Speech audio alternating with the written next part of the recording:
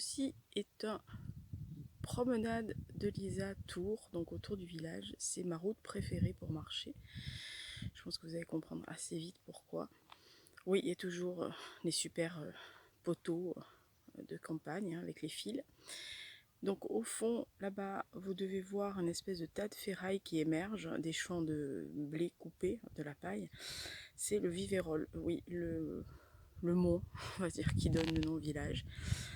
Ceci est le bois de la Châtaigneraie. Vous comprendrez si vous lisez mon prochain roman qui sort en février prochain toute l'importance du bois, sachant qu'il faisait la jonction avec ces arbres-là et qu'il descendait au milieu de ce champ et qu'il recouvrait pratiquement jusqu'aux gros arbres là que vous voyez à gauche, juste à côté de ce sublime poteau. J'adore.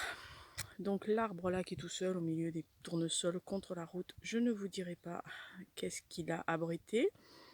Celui-ci aussi de petits bois était beaucoup plus gros, même quand j'étais toute petite, il arrivait pratiquement jusqu'au milieu du champ là et il descendait au milieu du champ des tournesols. Et il y avait un super arbre là qui était 3 fois centenaire, qui a été abattu parce que ça gênait pour la culture. Ouais, bon, bref, voilà. Donc ça c'est ma route préférée pour marcher. Je suis pas très loin de la maison, mais en gros aller-retour ça fait à peu près 2,5 km, donc c'est parfait pour le petit matin.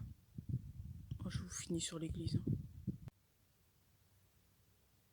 L'arbre que s'il pouvait parler. Et vous ne voyez pas qu'il parle d'ailleurs.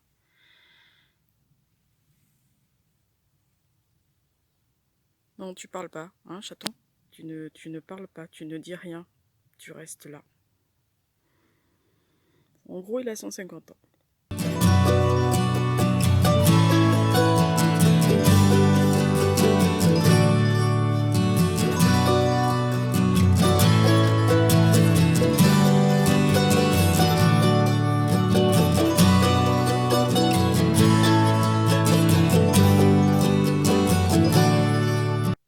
Quand mon église fait la promotion de ma monographie.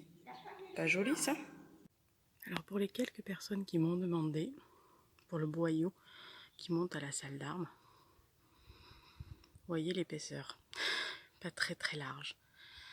Et donc là, c'est les meurtrières qui éclairent l'église et en haut, vous avez donc les ouvertures et vous pouvez voir, peut-être si je me recule, mais en tous les cas, il y a des hourdes, puisqu'il y avait des hourdes tout le tour.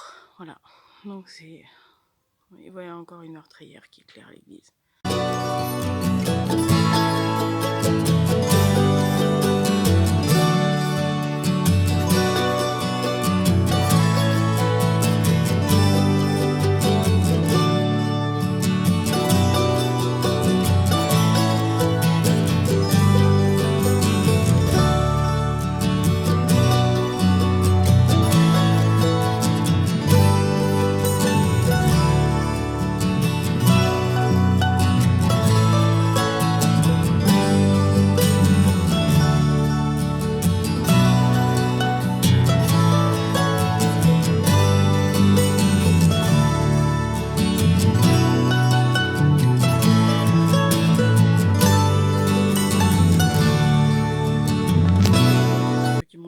Alors oui, il y a un vitrail et donc là c'est encore plus clair.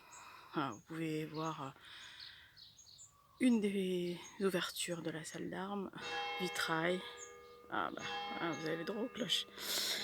Donc cette partie-là a été brûlée aux alentours du 16 et 17e siècle. Ça a été repris de la même carrière qui avait fourni à portée de l'église, et les personnes qui possédaient des dalles ou des pierres de ce calibre chez eux ont été invitées à l'époque à les donner.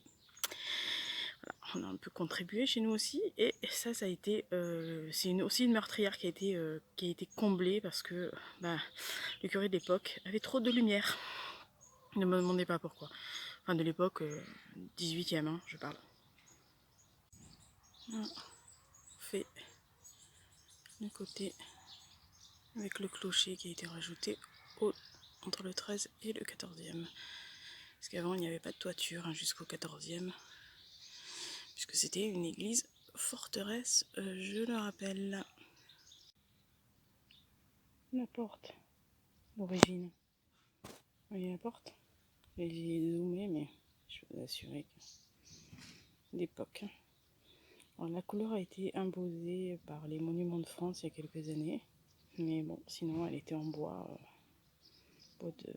du coin.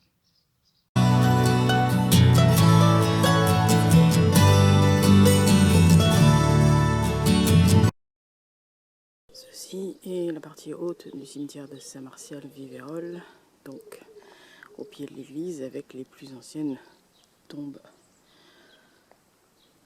Vous voyez, il y en a certaines qui sont très très anciennes, d'autres très illustres, et nous avons nos poilus que je vous montrerai un peu plus tard.